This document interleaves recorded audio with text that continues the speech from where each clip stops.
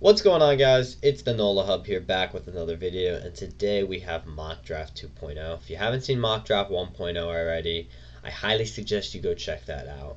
But a couple things before this video starts off. Number one, I started a podcast with my friends. It's all about sports. Link to that is in the description. There's going to be a TikTok with it too, uploading takes throughout the week and clips from the podcast, so follow that. And lastly, join my Discord. It's a Saints and Pelicans chat.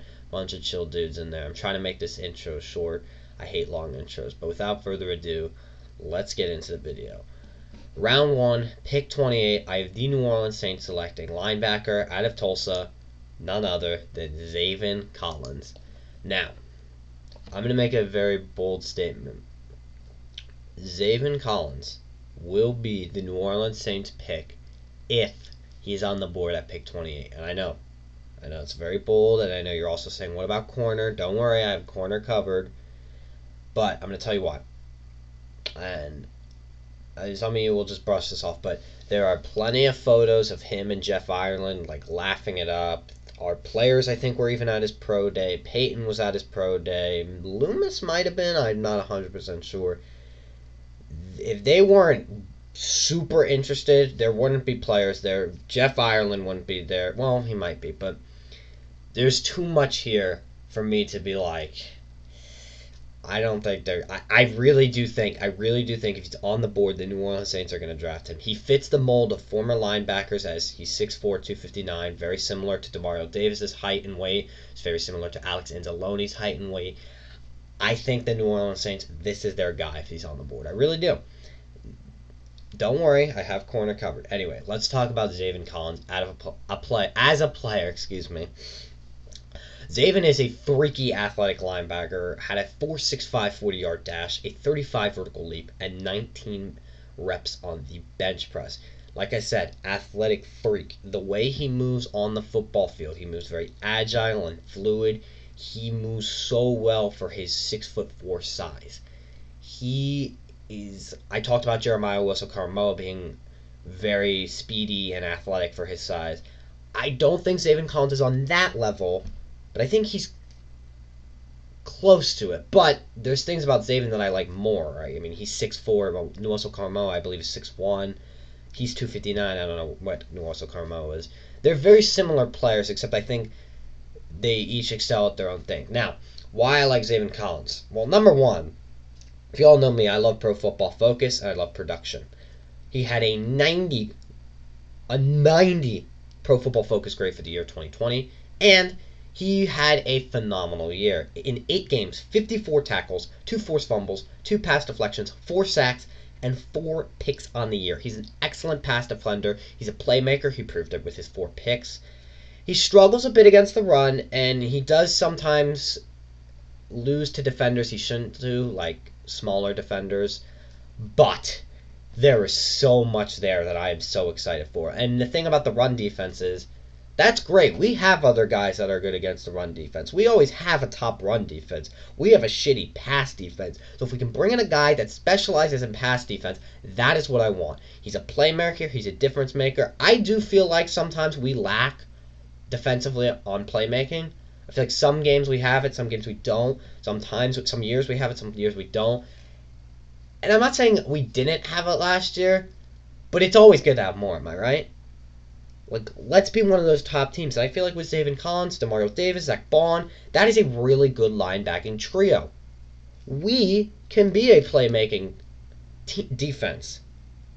And I think Zaven Collins is a freak athlete. And one other interesting thing about him, I found interesting, I don't know if you guys will, but he had a 4.0 GPA all of college, and he was his high school valedictorian. And I think that's really interesting because I like, there's this dumb narrative that all football players and jocks are stupid. And I think that's dumb because people can be smart in their own ways. You don't have to just do it through academics and school. I mean, I did pretty well in high school. I'm doing pretty well in college. And there are people that had worse grades than I that I think are way smarter than me. I think there are even rappers and athletes who are smarter than me. But that's a whole other rant. Anyway, Zaven Collins is an athletic freak in nature. I freaking love this kid. I think he would make a really good duo and trio. with Demario Davis, and I think he's ready to play right away. There are aspects of his game that are raw, but as of now, he's pretty much ready to go. Now, you're asking, Johnny, we need a corner. Oh, I got you covered. Oh, I got you covered. That is why I have a trade to announce in my mock draft. The New Orleans Saints trade up to pick 43 from the San Francisco 49ers, and they trade pick 60, pick 98, and pick 255. That is a second, a third, and a seventh to select at pick 43, Eric Stokes. University of Georgia. Is that what they go by? Yeah, University of Georgia corner. And before we talk about Stokes, excuse me, I stutter a little bit. I don't shut up. Oh my god, I lost my train of thought. I'm sorry. I've recorded this 4 times. I'm not restarting. Anyway, Stokes is a sprinting champ. He was a high school sprinter, and he had a 4.25 40-yard dash, a 4.28 40-yard dash. Speed kills. That's the name of the game with Eric Stokes. And he's pretty good at being a corner, too. He had 22 pass breakups in 32 games and 4 picks in 9 games. He is so fast, and it shows on film. He can cover speedy receivers. There's just a couple things, I think, why he's not a first-round prospect, and this is more not that I care of, because the way you guys see me like a prospect is I like production and film. And he has good film, but some other people like to see, like, I don't know, like, basically what's wrong with him is that, like, he needs to sharpen some skills, as he's very athletically gifted. Like, sometimes he won't put his hands in the right place, or he'll take the wrong footstep back. They're very simple, but crucial. I'm not saying they're not crucial, but very crucial mistakes. But, come on, I think we could coach this kid up, and we can make a dirty duo of Marshawn Lattimore. If he plays, I think he will. He is going to court, anyway. And Eric Stokes, he is fast as hell. He can cover that speedy receiver. He can cover a dynamic playmaker. I really like Eric Stokes. I think he can be one of the corner steals of the draft. What I was going to say earlier when I was stuttering was why I traded a lot. Now, you have to remember, pick 43 is a high second, so it's a valuable pick. And in the NFL world, you have to give up a lot just to move up a couple spots. And in this case, we're moving up 17 spots. So I felt a second, a third, and a seventh was fair. We still have thirds, and we don't give up a future pick. That was the trade for me. Knowing the Saints, though, they'll probably trade future picks, but we'll see. Anyway, next up on the board for the New Orleans Saints at pick 105, I have a selecting wide receiver out of North Carolina, Dyami Brown. Another guy. Name of the game is Speed Kills. And y'all know I love people that put up productive numbers in seasons. He did at North Carolina. Two 1,000-yard receiving seasons, 20 TDs in 2 years, averaged 20-plus yards per catch over last 100 grads, and 8 TDs of 40-plus yards. Him and Sam Howell were just going shoop, and then Dyami goes shoop, and then runs in the end zone. He is a deep ball enthusiast, dynamic playmaker. And this isn't Madden, but he is an X factor.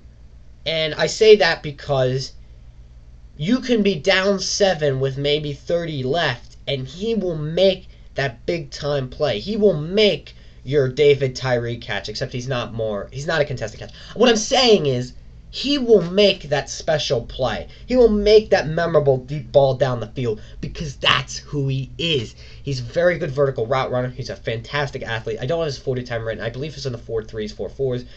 But the problem is he does need to add a little weight. I don't have it listed for some reason, but I know when I always write it, it means he's under 200 pounds.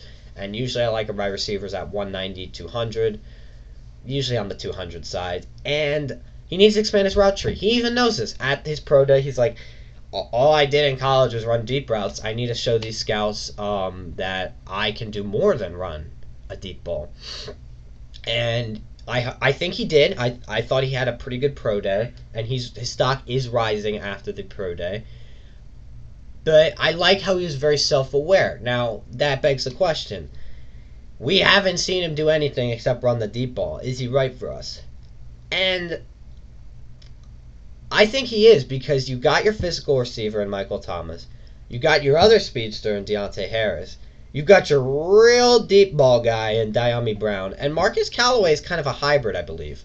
A little more to the physical side, I would say. I think Dyami Brown is a starter right away, personally, because I think he's probably more NFL ready than Marcus Callaway, even though he had a better season. So you got Michael Thomas, Traquan Bum. I just call him that because he's a draft bust. Traquan Bum, Deontay Harris, probably Dyami Brown, and then Marcus Callaway. I think this is a dynamic playmaker. I think this could be the steal of the draft. I think this could be, I can't say the next Tyreek Hill, but I'm trying to think of a very good deep ball. None comes to my mind except Tyreek, but I don't think he'll be as good as Tyreek Hill. I mean, Tyreek Hill is, my God, he's Tyreek freaking Hill, man. Anyway, with pick 133, I have the New Orleans Saints selecting edge rusher from Pittsburgh, Patrick Jones II.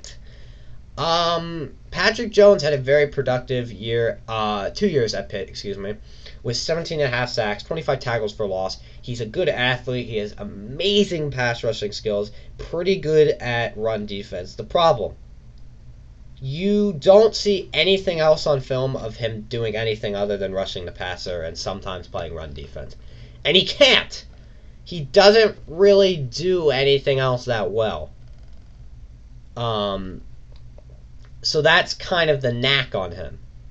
Is he can push the passer really well. He can get you the sack or the tackle for loss. But he can't cover. He can't really do anything else. But I think there's potential there because, in my opinion, the number one art to an edge rusher is the sack. He's got that. Okay? We just need to coach him up on maybe how to cover a little bit. And I don't think he's an every down edge rusher, okay? Especially at this pick. It's pick 133. I believe this is a 4th or a 5th. But this is a guy that can come in if we need a sack, put him in, and I think in the certain situations he can come up with those sacks. I think him and Davenport could rotate this year because Davenport hasn't proven to me that he can stay healthy, really, to be honest. And I like Patrick Jones. I do think we need to draft an edge rusher. I have a Marcus Davenport signed pylon that I got from my friends, but I'm not 100% confident in him. I think an edge rusher is necessary in the draft. I think Patrick Jones can come in on some plays and make some nice, solid plays. I just have some concerns because he really didn't do anything else on film except rush the passer. But the art of the sack is the art of the freaking sack, baby. Now, at pick 218, I have the New Orleans Saints selecting defensive tackle Kyries Tonga. I think I'm saying that right. I searched all of this up last night, and then I realized I wasn't. It was a whole snafu. So, anyway, Kyries Tonga. He can split gaps really well. He's a very good run defender, and he kind of reminds me of Vince Wilfork because he is a massive dude, 320 plus pounds, and he can command double teams really well. But he's terrible at pass rush. He is awful. This is a strict nose tackle that is just going to kind of get through some defenders and wrap up on the running back. And he doesn't trust himself at times. And what I mean by that is he doesn't trust his skills sometimes on the field and on film. You could see it. He's not bad. There's definitely a lot of potential there, seeing that he's 320 plus. But there was a lot of questions on film. But at pick 218, I do think it's a good steal. Give Shy Tuttle someone to run a challenge to his defensive tackle 2 role. I think the more defensive tackles, the better. Why not bring in Kyries? I mean, it really does remind me of Vince Wilfork. And with the last pick, pick 229, I know, already 15 minutes into this video, I have the New Orleans Saints selecting right tackle / guard Cole Van Lannon out of Wisconsin. He was spoken very highly by coaches. He's very consistent at Wisconsin, and he's not a bad pass blocker. But the problem is he was not used right at Wisconsin, and this is why he's getting picked so low. He should be a guard because when he was at tackle, he would get bitched at times. I'm just gonna flat out say it. But he has a really good frame, 6'4", 304 pounds. He's very unathletic, which is why he needs to be moved to guard because he's just not athletic enough to be at the tackle position. Now, there are some questions at guard, but I do like the flexibility of being able to do both. We did just sign Christian Montano, so I don't know if this pick will happen, but I do believe we'll take someone in the tackle range. I think Sean Payton will like his versatility of tackle guard, but I do think we'll take a tackle because it's not guaranteed that Ryan Ramczyk resigns. It's not. It's just not, unfortunately. And yeah, I think Cole will come in, play some snaps. I don't think he'll do much. I think he'll play a very similar role to Nick Easton. If there's an injury, he'll play a couple games, a couple snaps. And I think he'll do a decent job. But he does need to be moved. And we did yeah, Ryan Ramczyk went to Wisconsin, right? Right? Or did he go to Arkansas? No, Teron Armstead went to Arkansas something. I don't. It's like Pine Bluff or something. Rams. I'm being stupid. Anyway, that is my mock draft. I hope you enjoyed it. Let me know what picks you agree with. Sub to the freaking channel, man. And until next time, peace.